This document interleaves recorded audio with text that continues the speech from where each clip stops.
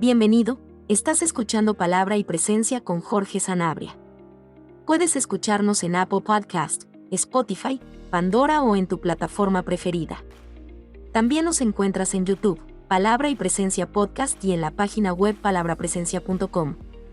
Encontrarás nuevas enseñanzas cada miércoles y viernes. Sin más dilataciones, entremos a la enseñanza del día de hoy. Dios te bendiga, pueblo de Dios. Te habla Jorge Sanabria de Palabra y Presencia, trayendo inspiración y motivación bíblica para nuestro día a día, redefiniendo cómo vemos a Dios, porque una visión distorsionada nos lleva a relaciones defectuosas. En el día de hoy vamos a continuar con esta serie que hemos estado hablando, identificando y manejando emociones negativas. Antes de entrar a la porción del día de hoy, vamos a hacer un breve repaso de las cosas que ya hemos hablado. Hablamos de celos y envidia y mencionamos a Caín y Abel, mencionamos a los fariseos y Jesús.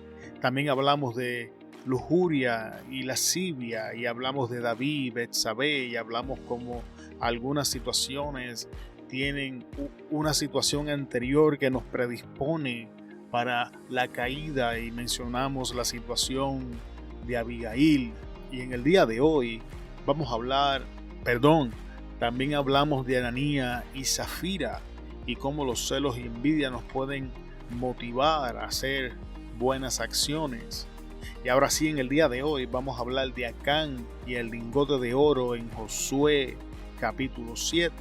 Vamos a leer el versículo 21 y entonces después vamos a trabajar de los versículos por versículo en esta enseñanza. Dice: pues vi entre los despojos un manto babilónico muy bueno y 200 siclos de plata y un lingote de oro de peso de 50 siclos, lo cual codicié y tomé, y aquí que está escondido bajo tierra en medio de mi tienda, y el dinero debajo de ello.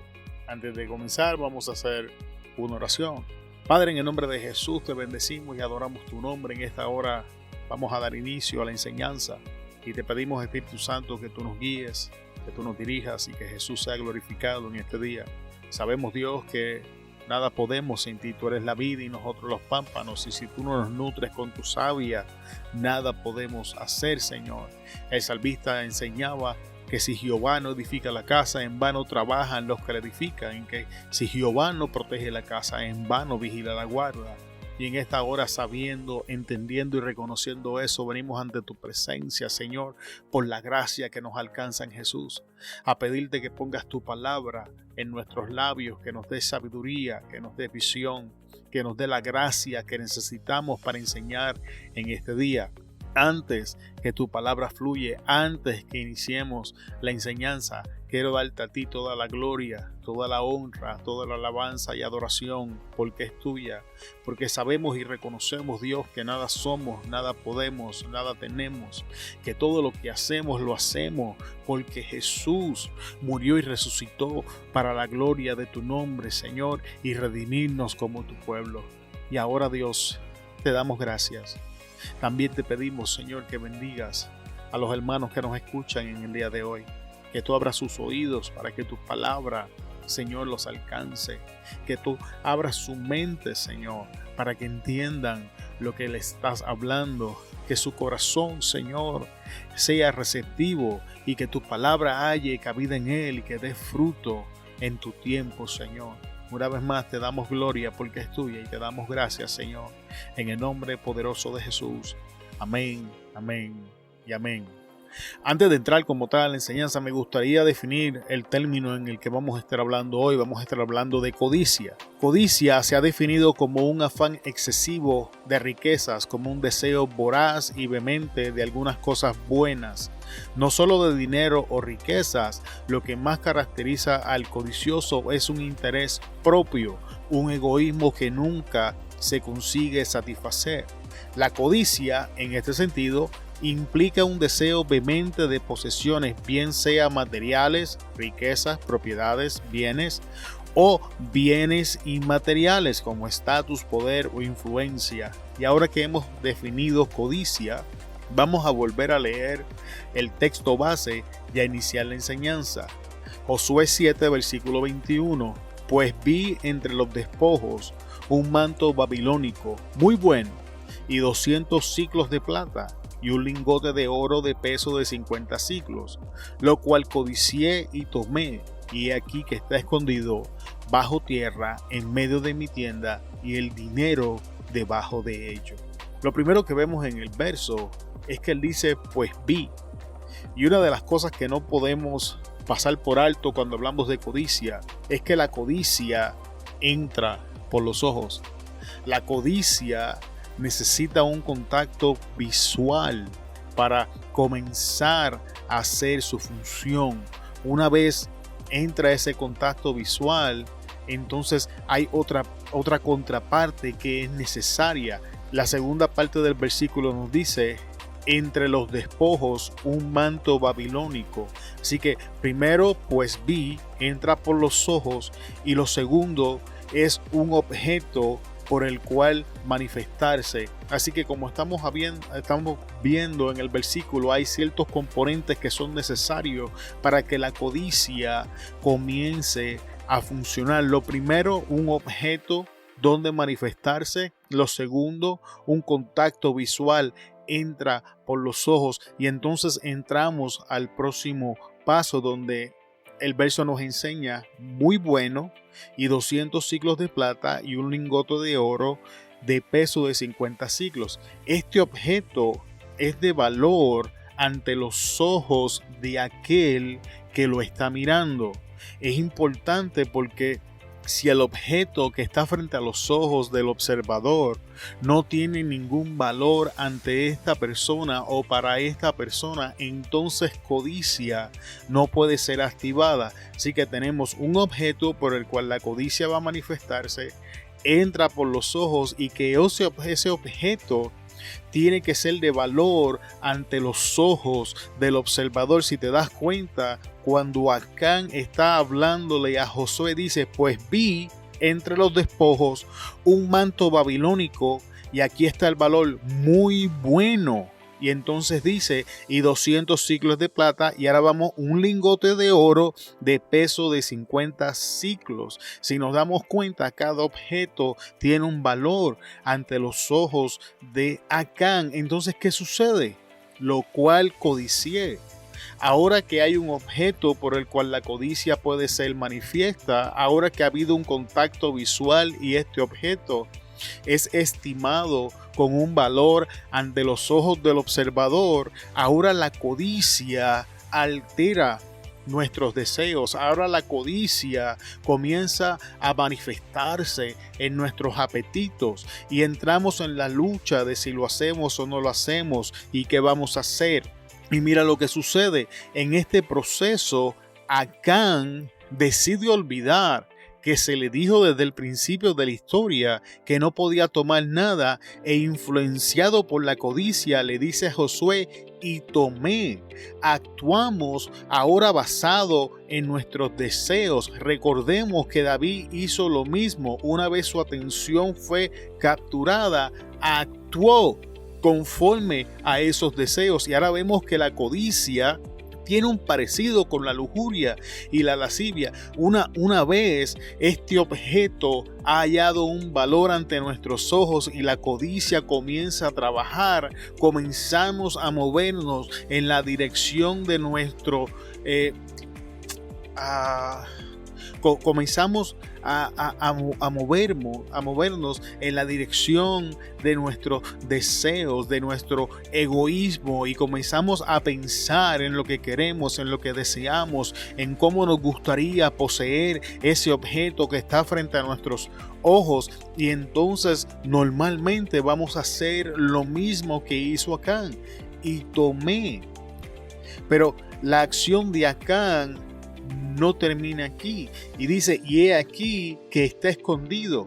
Ahora intentamos esconder el objeto que codiciamos y lo que hicimos para obtenerlo. Acán sabía que las instrucciones era que todo debía ser destruido. Sin embargo, movido por su codicia, toma el manto, los siclos de plata, el lingote de oro, y ahora toma posesión ilegal de esto y lo esconde en su tienda, intentando de que nadie se entere de lo que está pasando, y es importante que entendamos cómo la codicia opera en nuestras vidas, cómo una vez somos movidos por la codicia, entonces vamos a intentar de esconder esto que hemos hecho para obtener ese objeto que tiene un valor frente a nuestros ojos y las cosas que hicimos para poderlo obtener. Y esto se parece a la forma en la que opera la lujuria y la lascivia. Recordemos que cuando regresamos a David a Betsabé,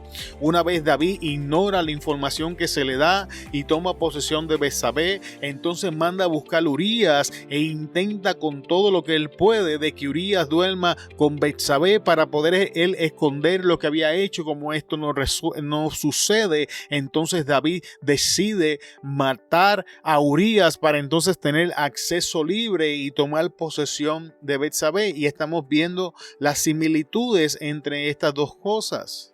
Entonces dice: bajo tierra en medio de mi tienda y el dinero debajo de ello. Deseamos mantener el objeto de nuestra codicia en un lugar seguro. Deseamos mantener esto que hemos tomado posesión en un lugar seguro, en un lugar que esté a nuestro alcance cuando nosotros querramos verlo. Sin embargo, vamos a ver las consecuencias de la codicia. Lo primero que tenemos que tener es que la codicia afecta a aquellos en colaboración con nosotros. Josué 7:1. Pero los hijos de Israel cometieron una prevaricación en cuanto al anatema. Es importante mencionar que los hijos de Israel no habían hecho nada, más bien fueron perjudicados e incluidos en las acciones de Acán. Fue Acán quien tomó el manto, las monedas de plata y el lingote de oro. Sin embargo, aquellos que estaban colaborando con Acán, aquellos que habían entrado a la guerra con Acán, fueron incluidos en las acciones de Acán. Y significa que cuando comenzamos a movernos en codicia, vamos a arrastrar en sus consecuencias a las personas que están en colaboración con nosotros. Entonces el próximo versículo nos enseña: porque Acán, hijo de Carmi, hijo de Sabdi, hijo de Sera, de la tribu de Judá, tomó el anatema. Aquí volvemos a ver el impacto de la codicia. Mira lo que dice: y la ira de Jehová se encendió contra los hijos de Israel.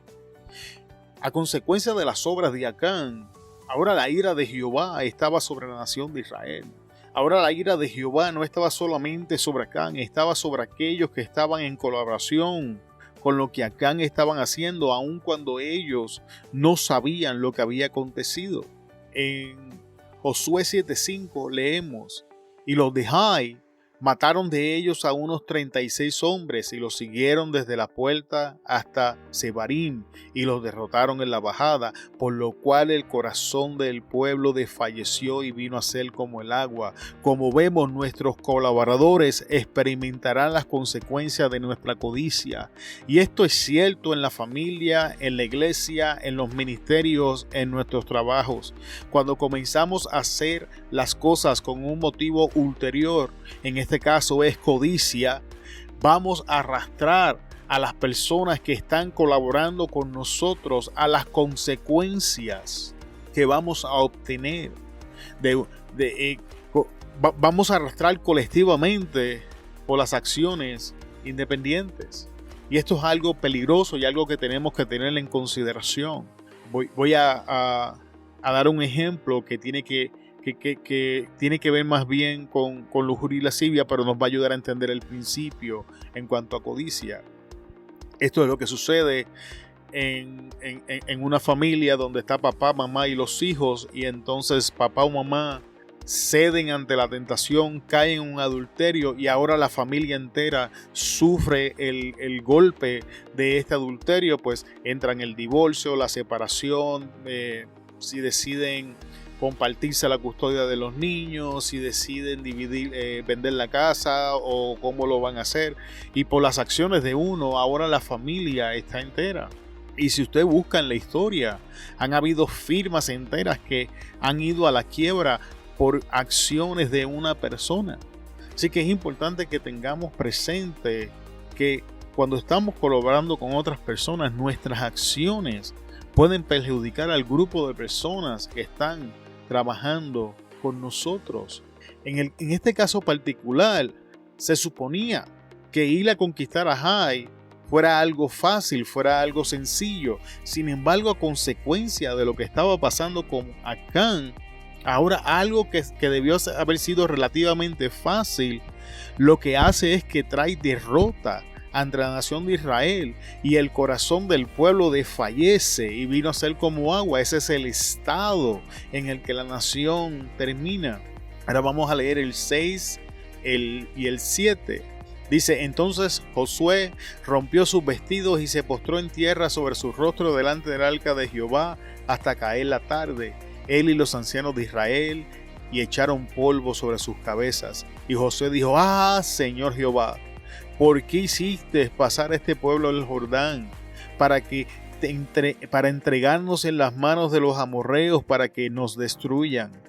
Nota lo que Josué está haciendo. Lo primero que tenemos que ver es que Josué tiene la intención correcta. El primer paso es correcto. Él se postra ante el arca de Jehová, que simbolizaba la presencia del Santo de Israel. O sea, Josué llega ante la presencia de Dios. Sin embargo, el versículo 7 le da un giro, y ahora Josué hace responsable a Dios de las consecuencias.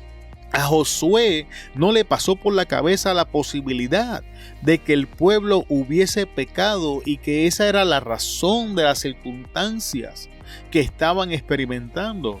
Josué llega ante la presencia de Dios a ser responsable a Dios por las circunstancias en las que ellos se encontraban, sin hacer un alto y pensar en la posibilidad de que alguien hubiese desobedecido la instrucción que Jehová Dios les había dado.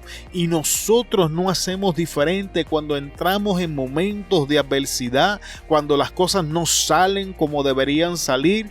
Vamos a hacer, o vamos a ver tentados a hacer justamente lo que Josué está haciendo: llegar ante la presencia de Jehová Dios y hacerlo responsable a él de las consecuencias que ahora estamos enfrentando, sin recordar en la posibilidad de que la falla se encuentre en nosotros y no en Dios. Hay otro hombre en la historia bíblica que hace esto y se llama Adán. Cuando Dios le pregunta a Adán: ¿quién te dijo que estabas desnudo? Adán le echa la culpa a Dios, le dice: la mujer que me diste me engañó, me dio del fruto y yo comí. Básicamente le estaba diciendo: si tú no haces a Eva, entonces yo no como del fruto. Y es más o menos lo mismo que estamos viendo en el caso de Josué. Josué llega ante la presencia de Dios y le dice: Señor Jehová, ¿por qué hiciste pasar el pueblo el Jordán? Y mira la última parte: para entregarnos en las manos de los amorreos para que nos destruyan. Ante los ojos de Josué fue Jehová Dios quien los entregó en las manos de los amorreos para ser destruidos, pero sabemos, cuando leemos la historia, que ese no es el caso. Sabemos que ahora mismo la nación de Israel estaba experimentando derrota y muerte porque habían desobedecido el mandato que Jehová su Dios les había dado. Vamos a lo que sigue. Ojalá nos hubiésemos quedado al otro lado del Jordán. Lamento por el progreso, un deseo de volver atrás. Ahora que están en la aflicción, ahora que las cosas no van según lo planificado, ahora que experimentan una derrota, hay un lamento por el progreso que no se alcanzó y un deseo vehemente de regresarse atrás. Y este es el evento catastrófico de la codicia, amado hermano. La realidad es que la codicia nos impulsa a querer tener más, pero realmente al final vamos a tener menos, porque vamos a perder y todavía vamos a desear regresar atrás y obviamente no vamos a poder. Ahora vamos a ver el versículo 10. Del versículo 10 en adelante, la historia nos comienza a enseñar cómo manejar la codicia. Y Jehová dijo a Josué: levántate, ¿Por qué te postras así sobre tu rostro? Vamos a hacer una pausa. ¿Cuál es el primer mandato? Levántate. Sea que experimentamos las consecuencias porque estamos asociados con otra persona, o sea que las consecuencias lleguen y nos tiren al piso como consecuencia de nuestras propias acciones. El primer paso es levantarnos. El primer paso es volvernos a poner de pie. Es salir de la mentalidad de lamento, de la mentalidad de víctima, de la mentalidad, las cosas no me están saliendo como yo quiero volver atrás. Deshacernos de esa mentalidad y volver a ponernos sobre nuestros pies. Lo segundo es que le pregunta, ¿por qué te postras así sobre tu rostro? Pero la pregunta es, ¿así cómo? La contestación la tenemos en los versículos anteriores, con lamento, con el deseo de regresar atrás y no continuar, y haciendo responsable a Dios. Ahora Jehová está cuestionando a Josué de por qué está de esa manera ante su presencia. Entonces en el versículo 11 le dice, Israel ha pecado. Y es importante que prestemos atención que no dice Acán ha pecado. Dios dice Israel, la nación.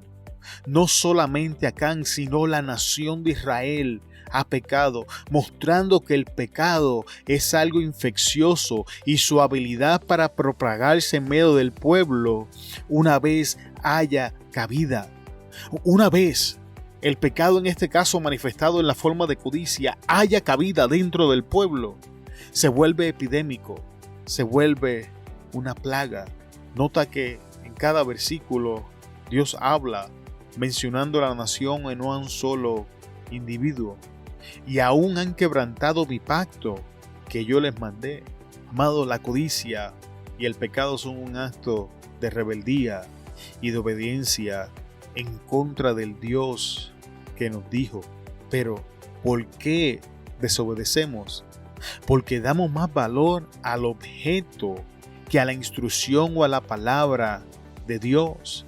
Recordemos las palabras de Acán, un manto babilónico muy bueno. La cotización del objeto era mayor ante los ojos de Acán que la instrucción que había recibido sobre el anatema. Muy bueno, no bueno, muy bueno. Este es el mismo procedimiento del hombre casado que hace una evaluación de otra mujer muy buena, de la mujer casada que hace la evaluación de otro hombre que no es el de ella, muy bueno. Y al final de la historia, en todos los casos, es el mismo. Somos movidos en un acto de rebeldía y de desobediencia en contra de lo que Dios dijo, porque cotizamos el objeto de nuestra codicia con más valor que la instrucción diseñada para darnos vida que ha salido de la boca de Jehová. Y ahora escucha, y dice, y también han tomado del anatema, que era aquello que Dios había prohibido. En el momento que se rebelan en codicia, ahora toman posesión de aquello que es prohibido por parte de Dios. Ahora entramos en ese terreno ilícito que Dios estableció una línea y un límite que no cruzáramos para nuestra propia protección, simplemente porque el objeto es muy bueno. Y regresamos al huerto del Edén y encontramos que Eva hace lo mismo. Dios establece el límite. De los árboles que están en el huerto pueden comer, pero del árbol de la ciencia y del bien y del mal no comerás, porque el día que comas de él morirás. ¿La limitación estaba diseñada porque Dios era malo? En ninguna manera. Dentro de estos árboles estaba el árbol de la vida y ellos tenían acceso al árbol de la vida. La limitación que Dios había establecido era para que ellos vivieran en el lugar que Dios había preparado para ellos ante la presencia de Dios. Y es lo mismo en el día de hoy. Las prohibiciones o las limitaciones que encontramos en las Escrituras han sido puestas ahí para que vivamos ante la presencia de Dios, disfrutando de las cosas que Dios ha preparado para nosotros. Y hacemos lo mismo que los hombres y las mujeres en la Biblia. Nos rebelamos en contra de lo que Dios dice que no podemos hacer. ¿Por qué? Porque valorizamos o le damos valor a ese objeto mayor que la instrucción diseñada para darnos vida, y entonces nos hacemos partícipe de aquellas cosas que Dios ha prohibido. Y entonces Dios continúa y dice: y hasta han hurtado y han mentido. Y esto nos enseña que el pecado engendra más pecado. Una vez entra, se multiplica. Una vez el pecado entra en nuestras vidas, no se va a quedar solo. El pecado nos va a impulsar a seguir pecado. Acá han movido por su codicia, ha hurtado y ha mentido. Y entonces dices: y aún lo han guardado entre sus enseres. Aún lo han puesto en un lugar seguro. Se han asegurado de que esto esté en un lugar seguro. En el versículo 12, Dios continúa diciendo: por esto los hijos de Israel no podrán hacer frente a sus enemigos, sino que delante de sus enemigos volverán la espalda. Tenemos que entender las consecuencias. Y las consecuencias son, amado hermano, una vida en derrota. Cuando comenzamos a cruzar los linderos que Dios ha establecido por nuestro bien y nos hacemos partícipes de las cosas que Dios ha prohibido, lo que nos espera es una vida de derrota. Nada de lo que vamos a hacer va a prosperar, nada nos va a salir bien, las circunstancias nos van a vencer, vamos a recibir por una mano, vamos a perderlas por el otro. ¿Por qué? Porque esas son las consecuencias de este tipo de rebelión. Esa es la trampa que el enemigo nos pone. Vamos nuevamente al huerto y nos vamos a dar cuenta que ignorar lo que Dios dijo le costó a la humanidad el ser echado fuera del huerto del Edén y el vivir ahora bajo la naturaleza carnal. Pero todavía no queda ahí. Escucha lo que Dios dice después: por cuanto han venido a ser anatema, se convirtieron en aquellos por lo que fueron posesionados. Cuando eran posesión de Jehová, eran pueblo santo. Cuando fueron posesionados por el pecado, fueron malditos, o sea, anatema. El que es vencido por algo es esclavo de ese algo. Pedro lo explica bien en 2 de Pedro 2:19. Escucha lo que dice: le prometen libertad, siendo ellos mismos esclavos de la corrupción, porque todo hombre es esclavo de aquello que lo ha dominado. Esa es la versión Dios habla hoy. Pero vamos a ver esta otra versión. Prometen libertad, pero ellos mismos son esclavos del pecado y de la corrupción, porque uno es esclavo de aquello que lo controla. Esa es la trampa, que una vez somos vencidos por la codicia, una vez somos vencidos por nuestros deseos y apetitos, una vez le damos valor o cotizamos este objeto como algo más importante que la instrucción de vida y nos hacemos partícipe de lo que Dios ha prohibido, ahora ya no somos dueños, venimos a ser poseídos por esas cosas que nos seducían. Es duro, pasamos de ser libres a esclavos, de espirituales a carnales y vendidos al pecado. La promesa de estas cosas siempre va a ser algo que no van a poder cumplir. Cuando regresamos al libro de Génesis nos vamos a dar cuenta que fue lo mismo que la serpiente hizo. Le dijo a Eva: no morirás, sino que sabe Dios que el día que comas del fruto serás semejante a Dios. No era cierto. El fruto no tenía la capacidad de hacer eso. Porque cuando retrocedemos en la historia encontramos a Dios diciendo: hagamos al hombre a nuestra imagen y semejanza. Ya el hombre era hecho a la imagen y semejanza de Dios. Y aquí lo volvemos a leer: les prometen libertad, pero la realidad es que lo que les espera es esclavitud y corrupción. Pero la parte más triste del texto la encontramos al final, cuando dice: ni estaré más con vosotros. Pueblo de Dios, la presencia de uno, sea Dios o el pecado, significa la ausencia del otro. El pecado, en este caso estamos hablando de codicia, y Dios no pueden coexistir. En 1 Corintios 6, 14 al 15 leemos: no os unáis en yugo desigual con los incrédulos, porque ¿qué compañerismo tiene la justicia con la injusticia? ¿Y qué comunión la luz con las tinieblas? ¿Y qué concordia Cristo con Belial? ¿O qué parte el creyente con el incrédulo? Pablo usa el mismo concepto en las relaciones en estos versículos, pero vamos más allá. En 1 Corintios 10:21 leemos: no pueden beber de la copa del Señor y a la vez de la copa de los demonios, ni pueden participar de la mesa del Señor y a la vez de la mesa de los demonios. Mismo principio, estas dos entidades no pueden coexistir. Es una o es la otra, pero no existe la posibilidad de ambas. O es Dios o es mundo, o es Dios o es el diablo, o es Dios o es pecado, pero no podemos tener los dos al mismo tiempo, y tenemos que entender esto cuando estamos haciendo la cotización del objeto que está frente a nuestros ojos. Realmente la tentación en el momento no es el objeto en sí mismo, es la decisión que estamos tomando. O es Dios o es el objeto, es Dios o es la relación ilegal, ¿es Dios o es el dinero? ¿Es Dios o es el sexo? ¿Es Dios o es el poder? ¿Es Dios o es la posición? ¿Es Dios o es la influencia? Y lo que estamos cotizando son las dos opciones que tenemos: Dios en un lado y cualquier objeto que nos presentan en el otro. Y amado hermano, no podemos tenerlo los dos. En 1 de Juan tiene solo un versículo del versículo 5 al 10 leemos: este es el mensaje que hemos oído de él y os anunciamos: Dios es luz y no hay ningunas tinieblas en él.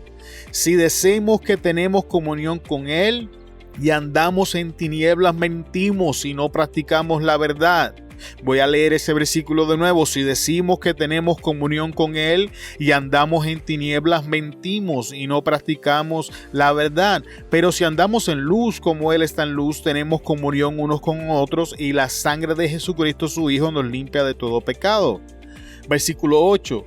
Si decimos que no tenemos pecado, nos engañamos a nosotros mismos y la verdad no está en nosotros. Y quiero abundar en lo que Juan nos está explicando.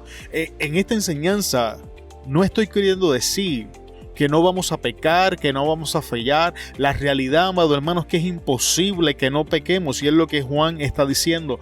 Lo que estamos queriendo decir en el día de hoy es cuando intencionalmente cedemos ante esto, cuando hacemos, ese es el problema con la codicia, con la lujuria, con la lascivia, que son decisiones que tienen que tomarse intencionalmente. Son cosas que tú evalúas. Nadie se levanta en la mañana diciendo: hoy le voy a ser infiel a mi esposo o a mi esposa, hoy voy a tirar mi matrimonio por la ventana.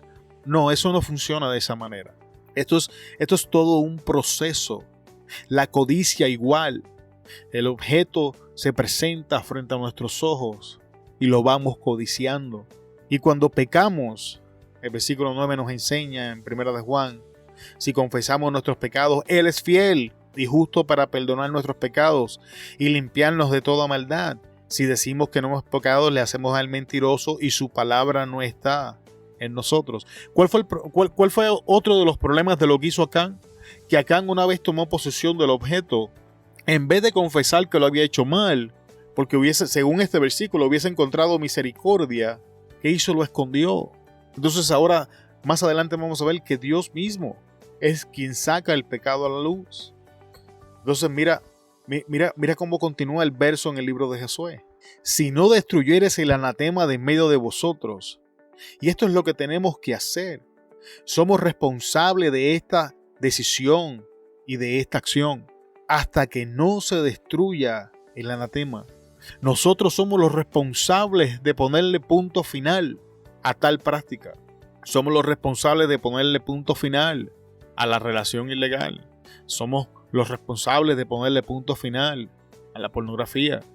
Jesús enseñaba: yo soy la vid, ustedes son los pámpanos. Así como los pámpanos no pueden hacer nada sin la vid, ustedes no pueden hacer nada sin mí. Significa que aún para hacer nuestra parte lo necesitamos, pero somos responsables de llegar ante su presencia y comenzar a tomar estas decisiones y a pedir ayuda para hacerlo. Volvemos en el 13. Levántate, santifica al pueblo y di: santificado para mañana, porque Jehová, el Dios de Israel, dice así: anatema hay en medio de ti, Israel, no podrás hacer frente a tus enemigos hasta que hayas quitado el anatema de en medio de vosotros. Os acercaréis pues mañana por vuestras tribus, y la tribu de Jehová, y la tribu que Jehová tomare se acercará por su familia, y la familia que Jehová tomare se acercará por sus casas, y la casa que Jehová tomare se acercará por sus varones. Y el que fuese sorprendido en el anatema será quemado él y todo lo que tiene, por cuanto ha quebrantado el pacto de Jehová y ha cometido la maldad en Israel. Nota que es Dios ahora quien tiene que tomar cartas en el asunto y revelar este pecado oculto, cuando la Biblia nos enseña que si nosotros confesamos nuestro pecado, es importante, amado hermano, que confesemos nuestros pecados. ¿Cuál es el problema? Acán confiesa después que Dios le pone el dedo. Acán confiesa después que se ha hecho todo. Entonces Josué dijo a Acán: hijo mío, da gloria a Jehová, el Dios de Israel, y dale alabanza, y declárame ahora lo que has hecho, no me lo encubras. Este verso me enseña, pueblo de Dios, que confesar nuestro pecado es parte de nuestra adoración. Entonces Josué dijo a Acán: hijo mío, da gloria a Jehová, el Dios de Israel, y da la alabanza, y declárame lo que has hecho, no me lo encubras.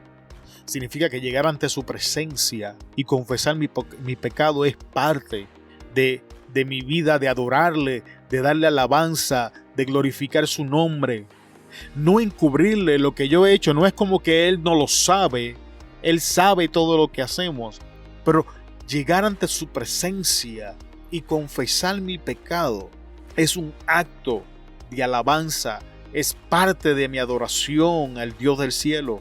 Y voy a volver a leer 1 de Juan, versículos 9 y 10. Si confesáramos nuestros pecados, Él es fiel y justo para perdonar nuestros pecados y limpiarnos de toda maldad. Si decimos que no hemos pecado, le hemos hecho mentiroso y su palabra no está en nosotros. Cuando entramos en negación, cuando persistimos en esconder lo que hemos hecho, cuando persistimos en decir que no hemos cruzado el lindero, que no hemos tomado posesión de lo que Él dicho que no podemos tomar posesión, hacemos lo mismo que Acán, lo mismo que Adán, lo mismo que Eva, y por ende vamos a recibir las mismas recompensas.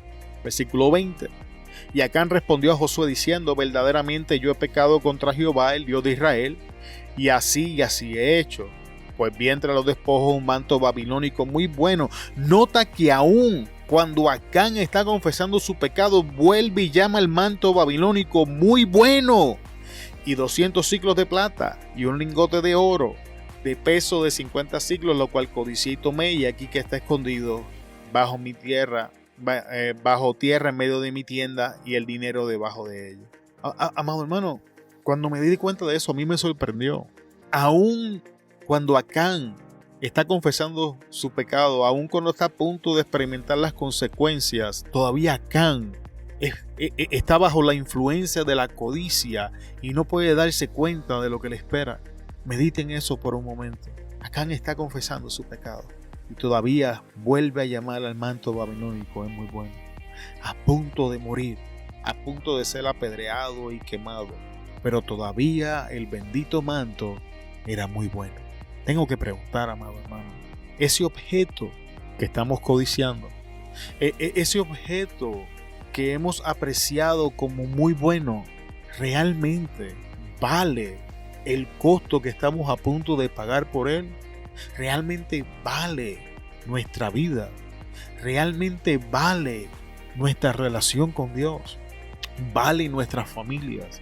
¿Vale años de arduo trabajo? Por favor, medite por un segundo si ese objeto que está catalogando como muy bueno realmente vale el precio ¿O realmente el costo es demasiado alto para obtenerlo? Porque mira en el versículo 24 las consecuencias. Entonces Josué y todo Israel con él tomaron a Acán, hijo de Zera, el dinero, el manto, el lingote de oro, sus hijos, sus hijas, sus bueyes, sus asnos, sus ovejas, su tienda y todo cuanto tenía, y lo llevaron todo al valle de Acor. En esa búsqueda, amado hermano, de querer más, en esa búsqueda, impulsado por la codicia, perjudica a la nación y termina perdiendo todo lo que tenía y todavía arrastrando a sus hijos e hijas a la misma condenación que él. Amado hermano, cuando matan o menciona a sus hijos o sus hijas, está hablando de su descendencia. Eso que él hizo le puso final a su descendencia. Ya no iban a haber más generaciones de Acán. Sus hijos y sus hijas morían con él. Medite en el precio de ese objeto, en las posibles consecuencias, si realmente vale la pena sufrir la exterminación de todos nuestros esfuerzos de esa manera. Y en el versículo le dice, en el 25 le dice, y le dijo Josué, ¿por qué nos has turbado? Túrbete Jehová en este día. Y todos los israelitas los apedrearon y los quemaron después de apedrearlos, y levantaron sobre él un gran montón de piedras que permanecen hasta hoy. Y Jehová se volvió del ardor de su ira, y por eso aquel lugar se llama el Valle de Acor hasta hoy. Acán fue utilizado como un ejemplo de lo que sucede cuando cotizamos algo con más valor que la instrucción de Jehová. Entonces, ¿cómo manejamos la codicia? Triste y lamentablemente, la Biblia nos enseña que los ojos no se cansan de mirar. Y por ende, codicia es una de las cosas que más influenciados vamos a ser, que más va a intentar de ejercer autoridad en nuestras vidas. Y el primer paso para vencer la codicia radica en ese momento donde estamos dándole valor al objeto. Y vuelvo y repito, este objeto puede ser, este objeto que la codicia quiere utilizar puede ser un hombre, una mujer, una posición, dinero, bienes, influencia, autoridad, poder, cualquier cosa que ante sus ojos tenga un valor. Y es en este momento donde entramos en contacto con este objeto que estamos a punto de codiciar. Y una de las cosas que debíamos recordar es que la limitación que Dios ha establecido es para nuestro bien. Y recordar que la instrucción de Dios no es para nuestra limitación, sino para nuestra protección y nuestra bendición. Y entonces, aunque nos pese, porque no me malinterpreten, no estoy diciendo que no hay un peso en nuestra humanidad, no estoy diciendo que el objeto pierde su valor, eso no es lo que estoy diciendo, no estoy diciendo que es fácil. Pero cuando obedecemos, cuando hacemos uso de nuestra voluntad para obedecer lo que Dios dijo que tenemos que hacer, o le pedimos las fuerzas para hacer lo correcto y no lo que queremos, le estamos trancando a las puertas a todo este proceso que acabamos de leer en el libro de Josué capítulo 7. Cuando tengas tiempo, ve y visita este capítulo y mira los estragos de la codicia, cómo este hombre Acán, en su deseo de tener más, perjudicó a la nación de Israel y aún arrastró a sus hijos y a sus hijas y perdió todo cuanto tenía en la situación. Así que con esto llegamos al final de la enseñanza en el día de hoy. Quiero darte gracias porque has llegado hasta aquí. Te bendecimos en el poderoso nombre de nuestro Señor Jesucristo y espero que esta enseñanza haya abierto tus ojos a una perspectiva más bíblica en cuanto de lo que es la codicia. Nos despedimos en el día de hoy de ustedes, pero antes de despedirnos queremos decirles que en el próximo episodio vamos a estar hablando de Eva, la serpiente y el fruto, y de cómo muchas veces la codicia hace uso de nuestro oído para persuadirnos y tomar posesión o tomar control sobre nuestras vidas. Así que una vez más te damos muchas gracias por estar con nosotros en el día de hoy. Se despide de ustedes Jorge Sanabria de Palabra y Presencia. Te esperamos en el próximo episodio. Hasta luego. Muchas gracias por escucharnos en el día de hoy. Esperamos que la enseñanza haya bendecido tu vida. Antes de despedirnos, queremos pedirte que consideres compartir la enseñanza y te suscribas al podcast que nos ayudes a alcanzar más personas con la palabra que nos ha sido dada. Te bendecimos en el nombre de Jesús, y te esperamos en la próxima enseñanza. Hasta luego.